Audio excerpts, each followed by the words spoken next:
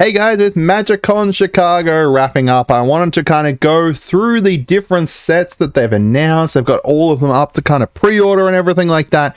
And I'm going to talk about which ones I am most hyped for, which ones I am least hyped for, and overall just kind of talk about them a little bit to give you just a kind of, a quick intro as to what is coming for the rest of the year.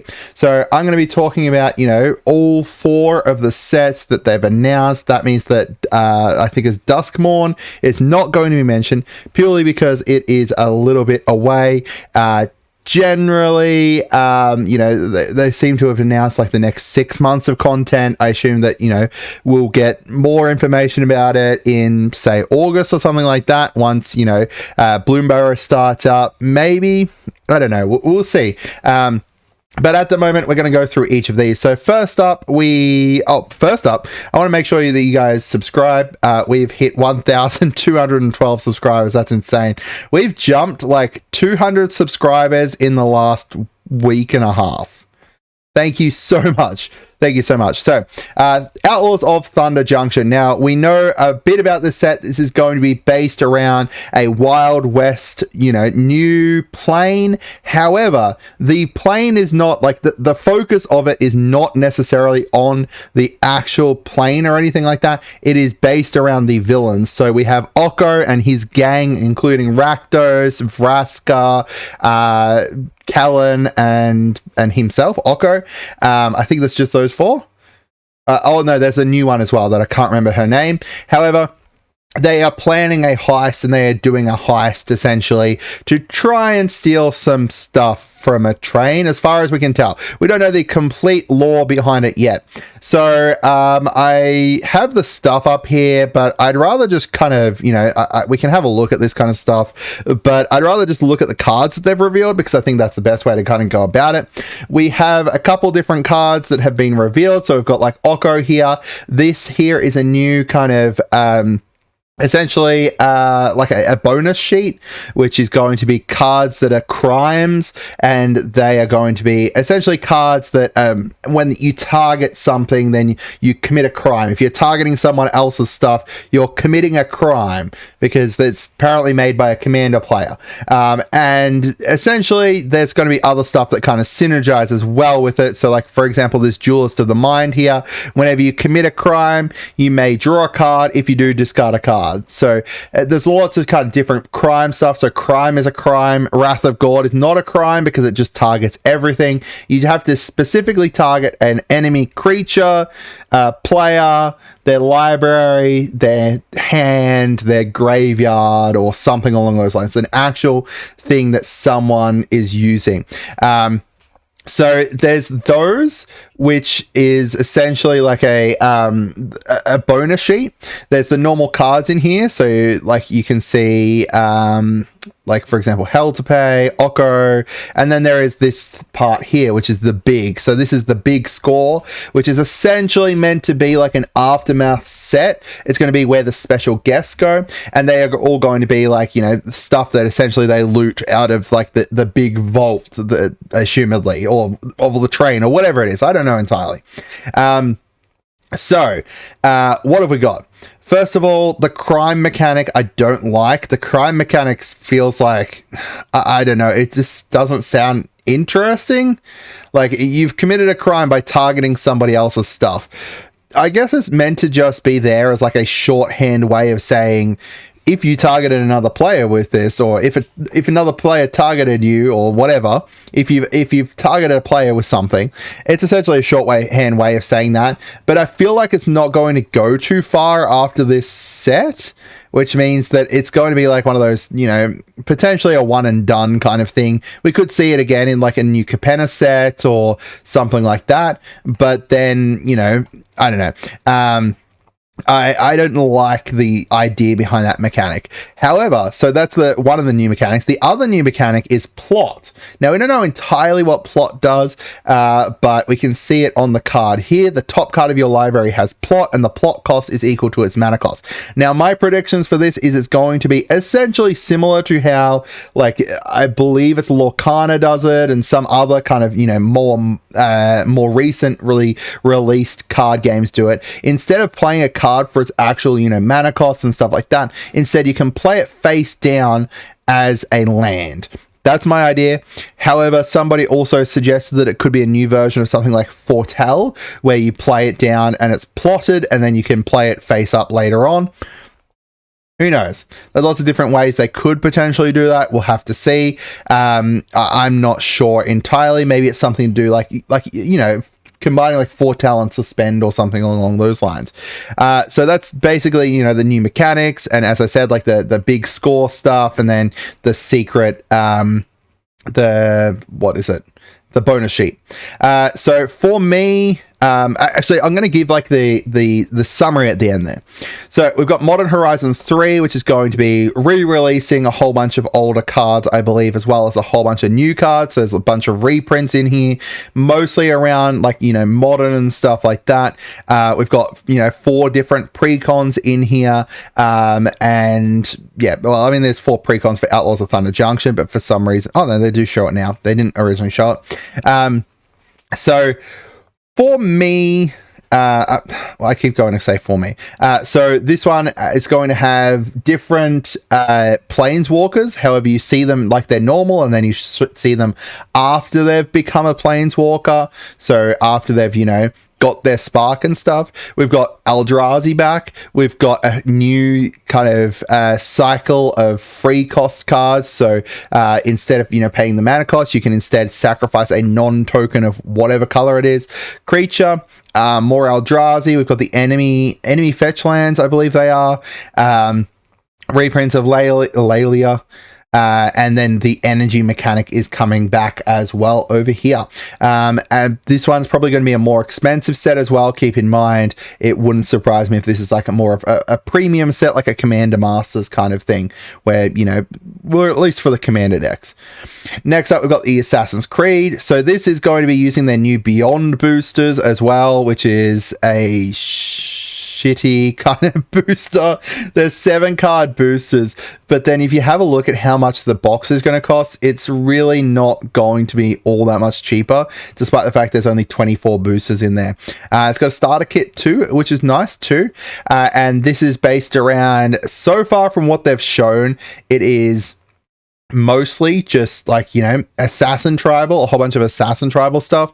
There's no real new mechanics that they've really shown in here. They've got like the exile stuff with the memory counter stuff, but we've had stuff that's like, exile with a fetch counter, exile it with a memory counter, and exile it with a poop counter, whatever. There's lots of different kind of croak counters. There's lots of different kind of things like that.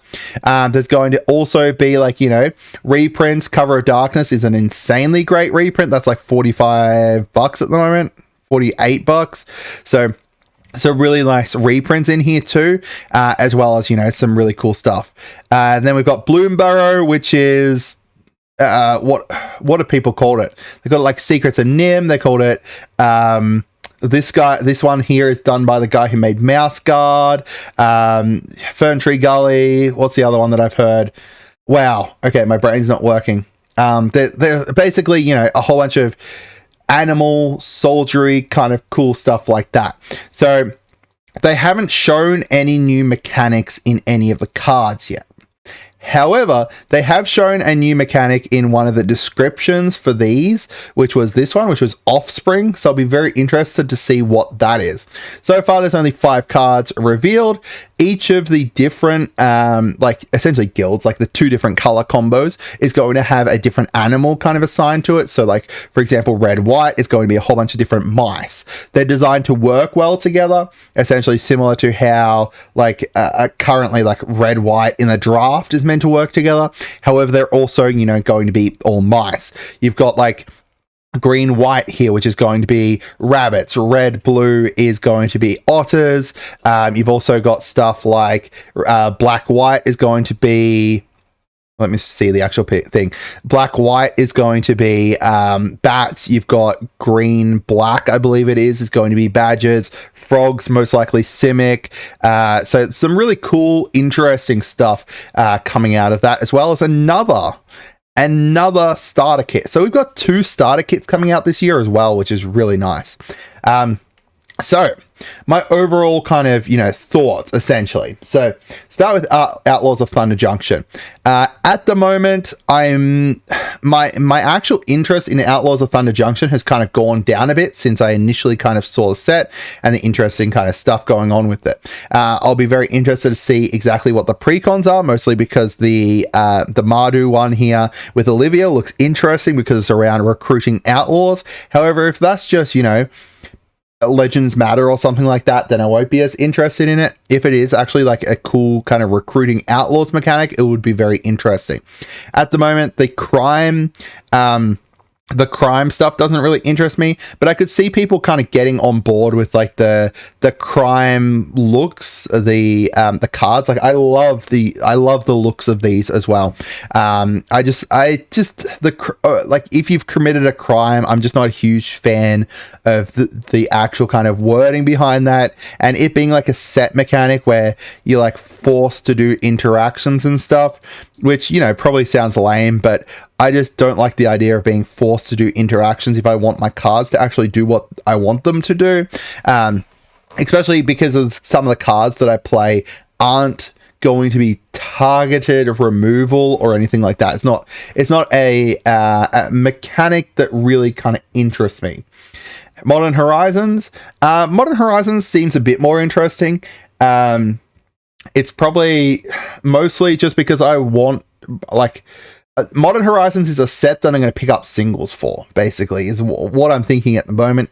The new free spells I'm going to be interested in, but the actual overall story and mechanics of the set, I'm not interested in all. Eldrazi don't interest me, which I know people are going to get annoyed with me saying that, but I just don't.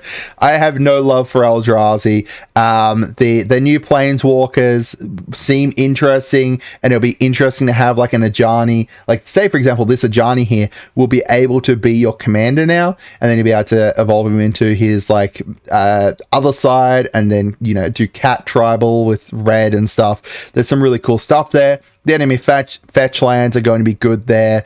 But overall, it's just not a set that I'm interested in very much. Now, Assassin's Creed, on the other hand, I absolutely love the idea of Assassin's Creed, and I know that is blasphemy because people hate or love to hate Universes Beyond, what I think Assassin's Creed is a set that is going to do essentially what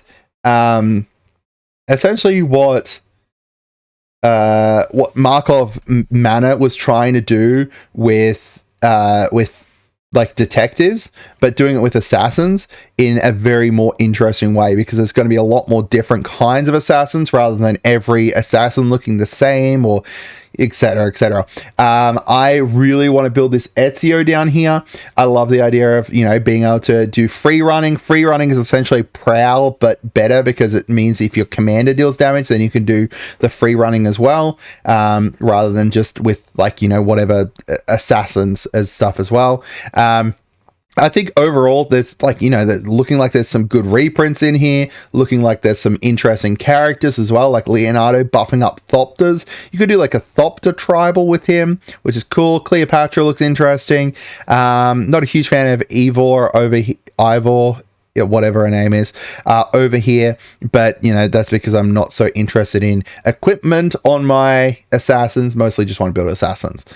Bloomburrow though, I think Bloomburrow's got like the top tier. Like I don't know, maybe it's just the fact that I'm a dad and I love the idea of these cards looking awesome for my kids and stuff, but I just love the idea of the little creatures going up and fighting against the big bad bear kind of thing. Like this Mabel being a mum and stuff is just really interesting to me. She's going out, she's trying to defend her kids, protect her kids while going to essentially war against these huge elemental beasts and stuff. There's going to be really interesting storyline. They've already shown Raz is there and stuff like that. The storyline actually looks interesting because Raz is there. It's like, what? Oh, Ral, his name's Ral, isn't he?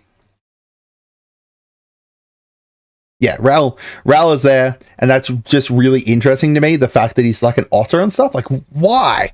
Why is this here? It just seems to me very, very interesting, and I love the idea of it. I also want to see how it kind of ties into the overall storyline and everything like that, because it's meant to be the start of like the next storyline from memory. You know, the Outlaws of Thunder Junction, I believe, is meant to wrap up like the Omnipath saga, and then we've got, you know, this one meant to be starting like the overall storyline for the next one. But like, how does it tie into the rest of Magic the Gathering? How does this plane tie into Magic the Gathering? It's just a very interesting thing to me. So I ranked them. Obviously, you know, this is based on my thoughts at the moment, with Bloomburrow up the very, very top there, and Assassin's Creed not long after it, then a bit of a gap, and then Outlaws of Thunder Junction and Modern Horizons 3, mostly because, you know, I like them, but like, I think Modern Horizons is probably the one that I'm least interested in, and I don't know. I think both of these I'll probably just be picking up singles for, while something like Bloomburrow, even like the pre-cons for Bloomburrow, just look really interesting. Like a group hug, we've got, you know, squirrel tokens and a whole bunch of squirrel stuff. The raccoon make trash and then make it go smash, and then like offspring just seems really, really interesting. So let me know down in the comments what you guys think and where you're ranking the currently revealed stuff. Have a great day and goodbye.